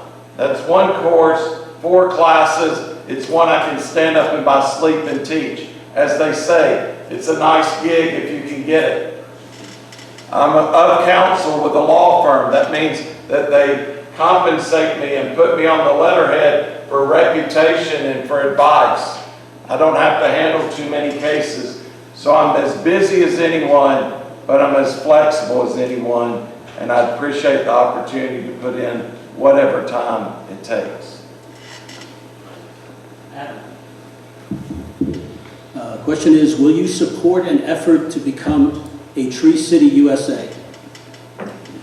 Well, green space in any city is key. You know, a lot of times we allow these developers to go in and just knock everything down and then start over again. You know, Mary Beth is right, and this goes along with Tree City USA. When we talk about 4 lanes versus 6 lanes, if GDOT decides or the governor decides that he gets a call from one of his big donors up in Forsyth County, or the governor's up in Forsyth County and he's headed down 141 and he decides, hey, listen, we're going to widen this road, guess what they're going to do? They're going to come flying down 141 and they're going to widen this road, they're going to take out all the trees in its place, and they're going to make it look the way they want. And I'll tell you this, I had the opportunity of going over to near City Hall to the brewery the other night for a meet and greet that we had on the 16th. What a special place when you drive around there. The way that it looks, I think a couple of the people that I've talked to said, how great would it be if we had shops that this could be an area where you could walk around, because it does look like a big park with a bunch of buildings hidden. And with any city, what we don't want it to look like is downtown Atlanta. We are Johns Creek, we are a residential city, we have to have regulations on how we keep the look and the feel of our city to make it the community and the culture that we want to have. Yes, it's essentially already in progress, and it doesn't matter who's elected, it's going to happen regardless of us 4. So, yes, we're supporting it. I can't remember, we developed a community development prioritization, and so we were working, they only have a limited amount of bandwidth. So what we did as a council, we got together and kind of ordered our priorities, and then we use some data to evaluate the priorities in order of importance. And so I think it's been a good method because community development staff can stay focused and knock out what's next in line. But Tree City USA is coming up, and I'd say probably spring they'll start tackling it. And I do want us to pursue the ARC's Green Communities program.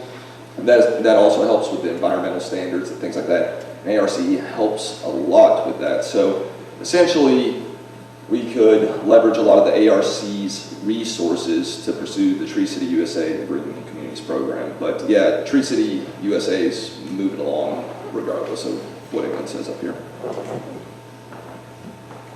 The answer to your question is yes, and if I didn't answer it yes, our 13-year-old daughter would kill me when I got home.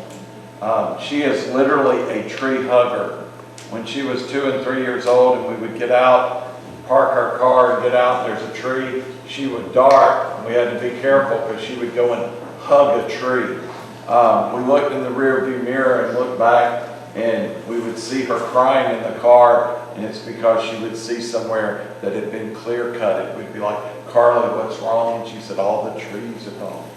Okay? We need to take care of our space. The fortunate thing is that a lot of our growth, not the turnover of businesses, not as much filling out space, but the majority of our growth came a decade or more ago. About 2 decades is when it really started growing, and we've got mature trees. We need to keep it. We need to have a plan to keep it. We need to ask developers, and I sat with a developer who has a plan for our city, listened to the Dog and Pony Show, and I leaned in and I said, what does your development include for our community, even if a person never buys from your retail store? I believe we need to talk to businesses and say, listen, in your development, whatever you want to do, what is it that you're going to add for accessibility, walkability, beautification? And if they don't have a vision that aligns with our vision as a city, first, we've got to know what our vision is. 2, we've got to make sure that developers that want to come in share that vision, and trees are part of it. So the Tree City is the right thing to do.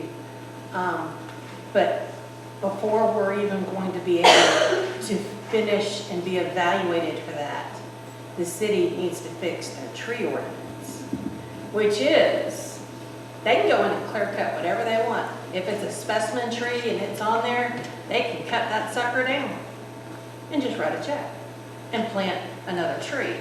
But that tree is not that 40-foot oak that stood there. It's maybe a 15-foot. It'll grow, but it's not that 40-foot oak. And that's what we're listing.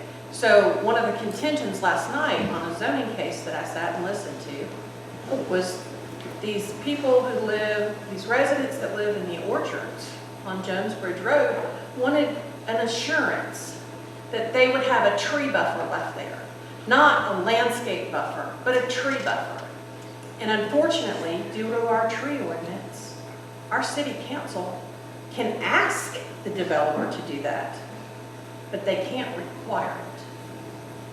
It's just like, as Mr. Corrigan is over shaking his head, we can ask them to use pervious surfaces. We cannot require them to use bioswales and rain gardens and other things. We must have curb and gutter, which contributes to stormwater because it's in our ordinances. So that's what we have to fix first before we can go get certified to be the city. I remember Atlanta being the city in the forest, in the trees. I moved here in 1972, very small. But we need to be a city in the trees still. Thank you. Chris Coughlin, you're up next. From the same gentleman on the internet. He's got an A and B part, and he's just looking for a yes or no. With regard to Jacobs Engineering, CH2M Hill, and the contracted Public Works Department, A, would you open the contract to all competitive bids? And B, and evaluate the best bid, not the cheapest, against the total cost of ownership to bring this work in-house? Simple yes or no to A or B. A is B. So I'm required, yes or no? I can't add specificity? This is what he asked in his question, I'm just telling you. I'm going to expand on that. Could you repeat the A real quick? A is basically, would you open the contract to all competitive bids? So, yes, so I think that's the right thing to do. And I didn't know if I was a fan of CH2M Hill or Jacobs because I did lead the initiative to take that business, the community development business, and bring it in-house, but it's been quite the success. So I think, I don't know if we replicate that though. So I think we're in year 3 of 5 with the contract with Jacobs.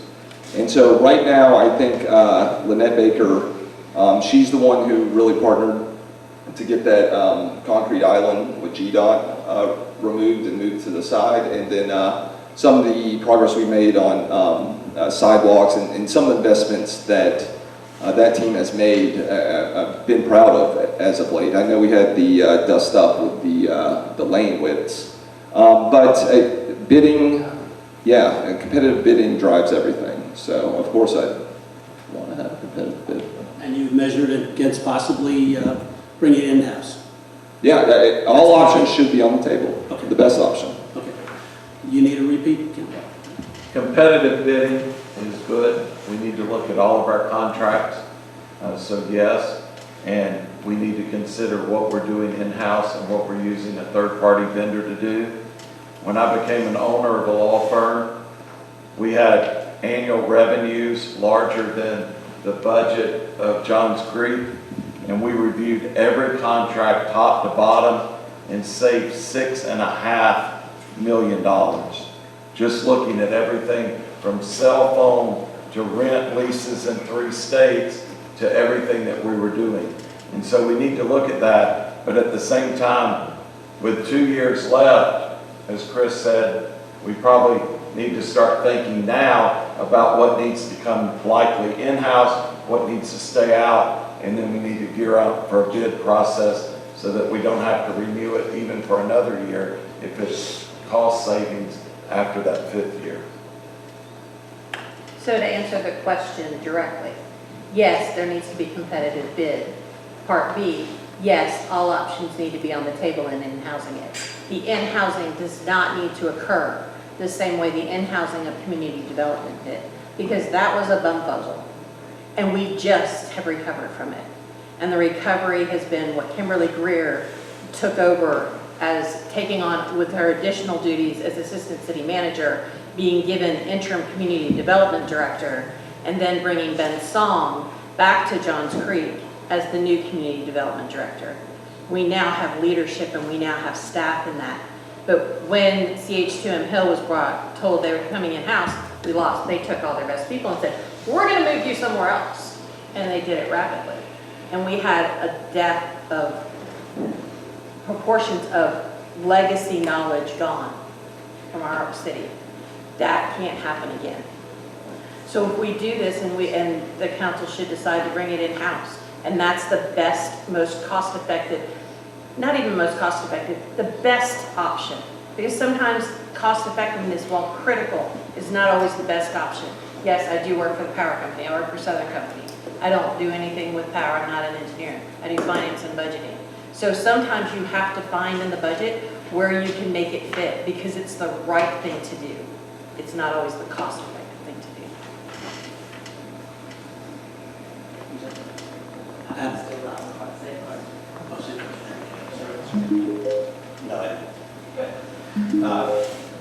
Yeah, the first question, of course, or the question, of course, of having, multiple bids. I mean, that's a prudent thing to do, of course.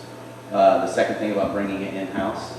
Yes, would you consider bringing it, weighing against bringing it in-house? Yeah, I mean, I think there's just, it's kind of a, show me the money type of situation. If it makes sense, if there's an efficient process, if it serves the residents better, and if it's cost efficient and there's a plan in place, then yeah, I mean, that's part of the fourth bid, I guess, that you would look at if you had 3 outside bids. I mean, it just, it goes back to my feeling of, you have to have common sense when you go out and you do a project. And that completely sticks with the common sense theme that you have to have in order to do business. Ken? Okay, here's an internet question from somebody. What is your position on widening of Jones Bridge between State Bridge and Waters Road? It was a heated topic with strong community opposition and with the mayor's veto. Might not be as important as the 141 widening, but has huge impact on the neighborhood from 2 lanes to 5 lanes.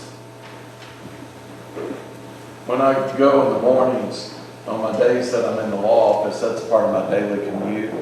And I'm not finding the bottleneck there that we're finding on 141. And again, I don't act out of fear, but 141 is a different situation. That is, we need to bring in the best and brightest from the outside, from our city professionals, and the city council needs to be on their A game with 141, simply because of its designation, as I said earlier, as a part of the national highway system. And if we get that wrong, people are going to come in and do it, and then we're going to say, well, we want a seat at the table. Here are our ideas. And they're going to say, Johns Creek, you had your opportunity, and you didn't take advantage of it. With Jones Bridge in the area that you're talking about, I just don't see the congestion.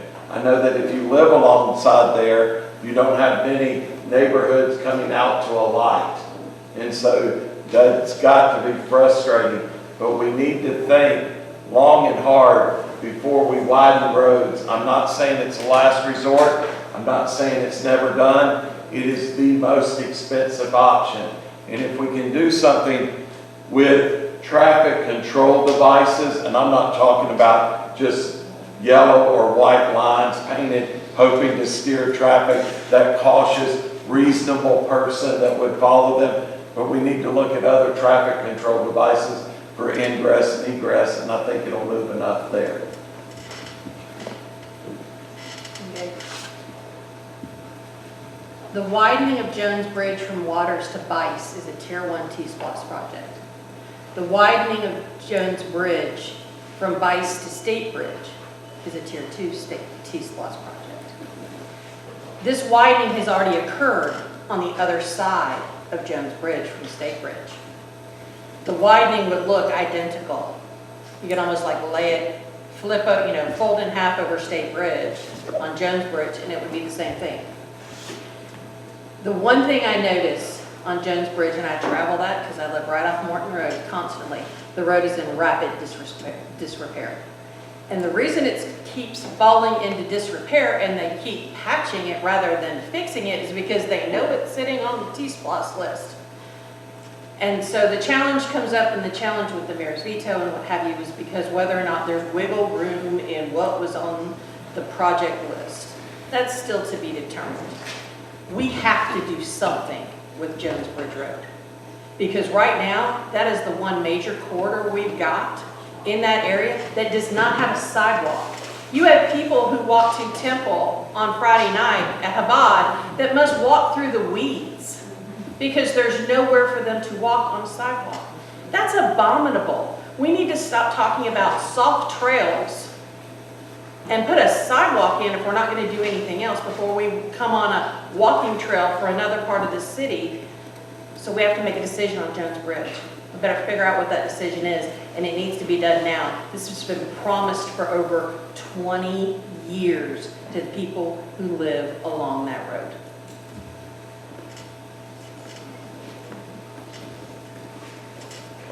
I think my issue with any project that is on the table in this city is the fact that 3 years ago we started collecting money through a tax that we are paying. And we have accumulated $37 million, and our current city council has only paid or utilized about 10% of that, $3 million of that. So my issue is that when you talk about this with different residents, I think the bigger thing is not when is it going to get done, what should we do, or how should we do it.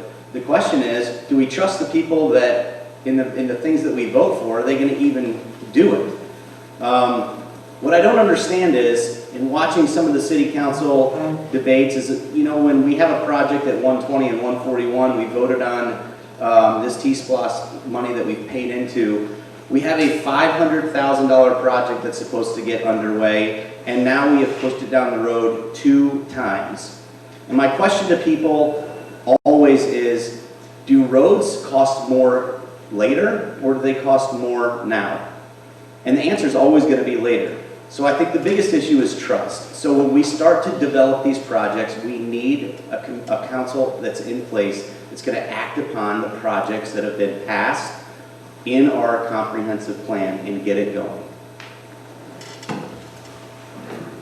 What 500K were you referring to for the project? The 120. Oh yeah, so with that, GDOT said... That was the budget cut that was actually pushed down the road. That's what I'm referring to. Yeah, so GDOT said they could not get to the project for at least a couple years, so we're putting the match. We're not just setting it aside. We're going to put it in the budget when we actually go to build. So I'm glad you all are supportive of the...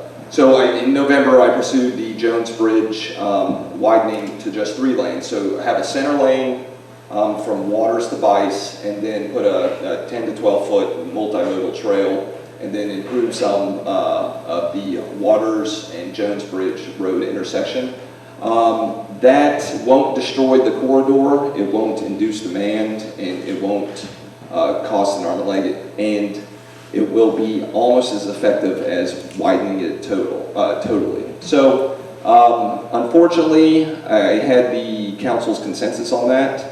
But the mayor vetoed it, and I cannot impact his executive privilege.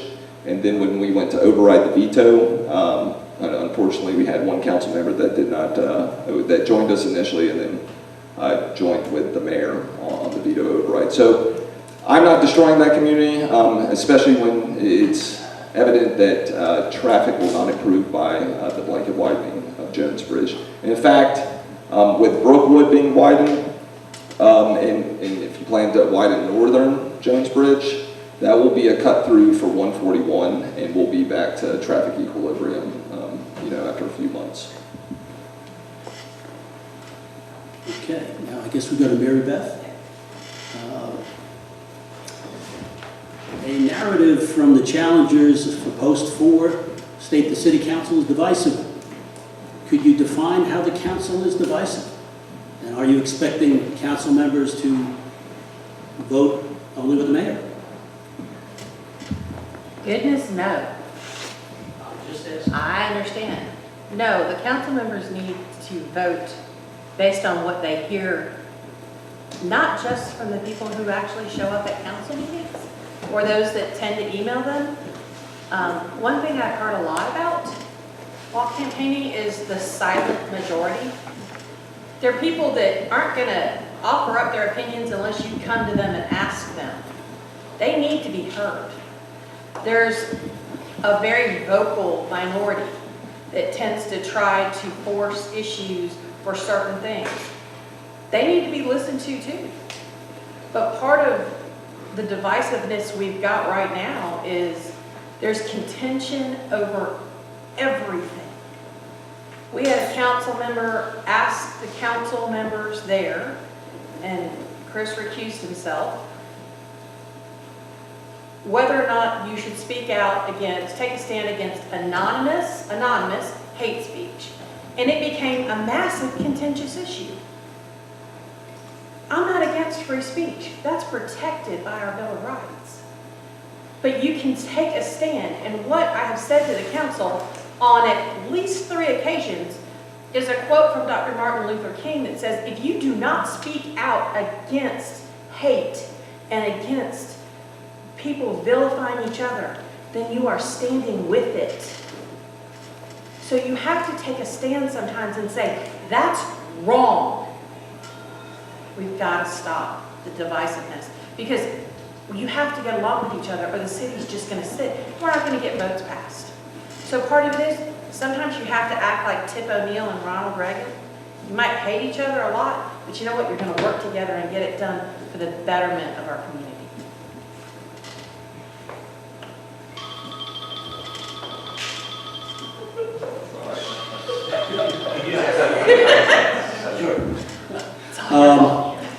The narrative from challenges proposed for state that the city council is divisive. Could you define how the council is divisive? And are you expecting every council member to vote with the mayor? No, I don't think anybody should vote with anybody. I think what you'll get from me is that I'm an independent thinker. I don't listen to what people say. I tend to do a lot of research on my own and come to my own conclusion. Here's what else you need to know about me. I know money, and I don't trust government on any level with it. And not including the one that we have right here or the one that's running this country. There's always a problem, and it always ends up being with money. And here's what you can count on with me being in there is I do know what good investments are. I do know what bad investments are, and my goal is to do great investments for this city. And using my independent thinking strategy. My wife can attest, I am an independent thinker. I think that you'll find from me that I am going to listen to the residents and be their voice. So how do we define divisiveness? Yeah. I can only take responsibility for myself. There's record of 2.5 years of me being on council. I've been nothing but respectful. I would almost even like to say affable with my fellow council members and the mayor. And I've disagreed with them on a number of policy issues, but I treat them with respect, and I think we have a collegial relationship with every single one of those members. So again, I don't know how the narrative is being written that word is divisive, because really I can only control myself and my actions. I do find the irony, though, of that we're supposed to squash this divisiveness and then using particular campaign tactics that I would say would be divisive, or calling out the current council that they all need to go. It's difficult developing a working relationship when you say you need to leave. And so that's actually I asked the current council, because that's sometimes when the mayor would come out and endorse a candidate beforehand and the other person would get elected. It's difficult to develop a working relationship. So if you notice this election, per my advice to the council, to kind of stick out of it, right? You can talk to your network, and I'm sure everyone's sending emails and saying, but to go out and say, I support Chris. If Adam or Kent or Mary Beth is elected, it's going to be a difficult onboarding. I'm very forgiving, obviously, especially with this campaign. I think Adam. Oh, I'm sorry, can't you go? Part of your question had to do with whether I would vote in lockstep with the mayor. I do not know the mayor. I've seen the mayor twice. Once was at a tree lighting ceremony, and our daughter was singing in the chorus, and he welcomed people there.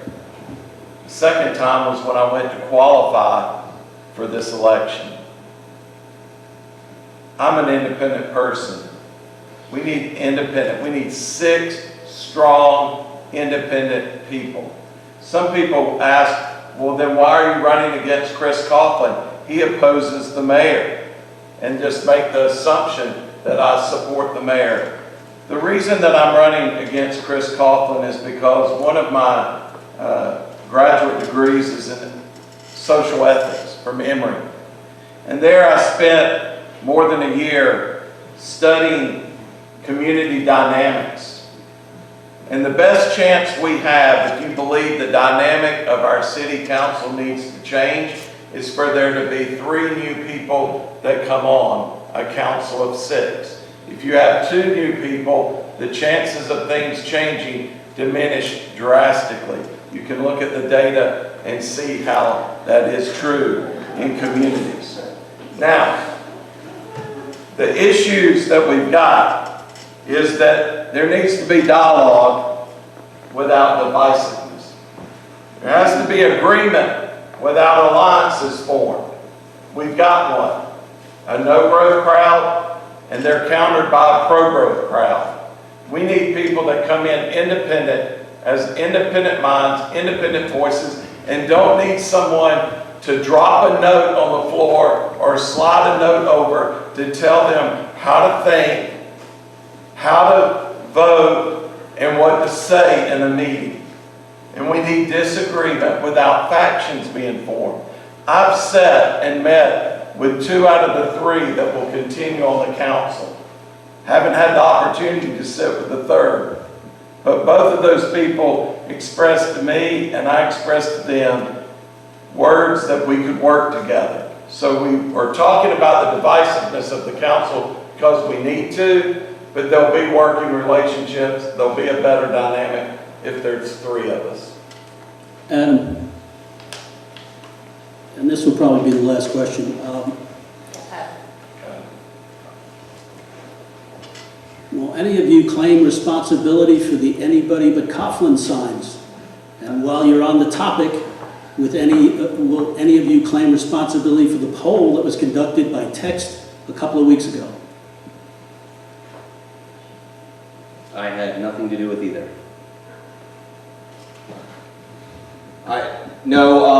So there was anybody but Coughlin signs during the debate placed at my kid's bus stop, which, you know, I've been through this before. I've been through the dirty campaigning, and again, I don't mind when it's directed at me. I have thick skin, but the trolling my children was a little bit hard to take. And like I said, I've never raised my voice at council meetings. I've never got angry at somebody, and you know, this was the first time in my political tenure that I've been viscerally angry because it was just classless. And then the push poll, that costs thousands of dollars. So it's got to be on. It's not going to be an independent. So it should be on someone's campaign contributions, and it's not. And that's a shame. And it's just, we as a community got to do better. I'm really trying to implement ranked choice voting, and that's essentially where you rank order your preference for a particular post. It saves $100 grand in runoff costs, but what it does is it avoids stuff like this, right? And the way it works, so like I said, you rank order. Obviously, you'd have Chris Coughlin as your number 1, and then you rank order the other 3 in the post. The last place vote getter, their second place votes cascade up. So it's an instant runoff. You allow military military veterans and overseas residents to participate in the democratic process of the instant runoff. So I'm really trying to push that because you know, I was all pepper when I came in, and the salt's coming in just from stuff like this. I'm really tired of the political circles allowing this to happen. And Mary Beth says, you know, something alluding to evil folk, or what is it? It's that if you don't stand up against evil, then you stand beside it. Yeah, and no one stood up, and that's fine. I'm used to it, but there's got to be a change in our political dynamic, how we treat each other. We're neighbors, and again, but I had no role in either the signs or, I think they called it a push poll. I come from a long line of strong women. The men are kind of, you know, shifty, but from my grandmothers to my aunts to my mom to my wife and to our daughter, they wouldn't have allowed me to take part in any of those. But I will tell you, there was a person who swerved at my wife while she was putting a sign out in a truck Sunday morning, gave her the finger and screamed the incumbent's name. When we were standing at the entrance to the fall festival Sunday morning, someone told me that they supported Chris Coughlin and told me it was a jerk thing that I was doing running against him. We all need to stop it. We took a positivity pledge at the request of Chris Coughlin And I am pleased. My wife said to me, she said, look at the people that we are attracting to this campaign. Look at them. We take pride in our supporters, and if I knew that, talking about what I couldn't sleep at night, it would be knowing that one of my supporters did anything like that. So I'm not saying it's part of the game. I'm saying that this is tough. I found out after I qualified, after I put my own money in, that Johns Creek, Georgia has some of the nastiest politics in the entire state.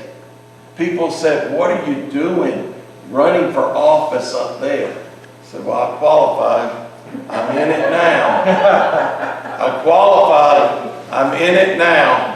We've got to change it. We cannot hide behind pseudonyms and anonymous hate speech. We cannot hide behind an online blog that's posting as or posing as a legitimate news source. We've got to get rid of that in Johns Creek, or we're going to become places people don't want to be. To both questions, absolutely not. If you want to talk about dirty politics and smearing, the Anything But Coughlin sign was mild to compare to what I've seen and has been vitriol at me. Personal attacks, because they can't really attack a record I don't have. But personal direct attacks on me that have nothing to do with me running for city council. By those that are believed to have, it's interesting when you go on Facebook, I suck at social media, but I know that if you're on Facebook and you have 0 friends, then you're probably not a real person. But if you have a conversation with that person and you sit on city council, that's a problem.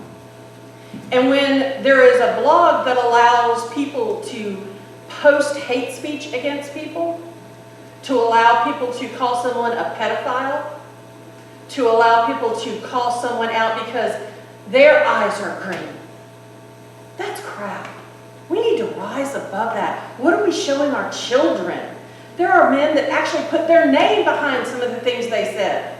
I had to learn how to block people just because I don't want to have to explain to a 13-year-old child and a 24-year-old young adult male that are my sons what happens.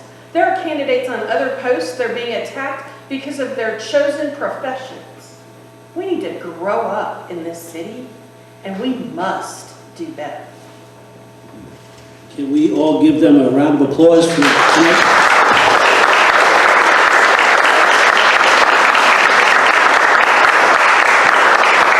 I'd like to thank each and every candidate for coming out and doing this. This is our 3rd one. I think it was wildly successful. It's the most time we got to spend with any of you. Thank you all for coming out and for the questions.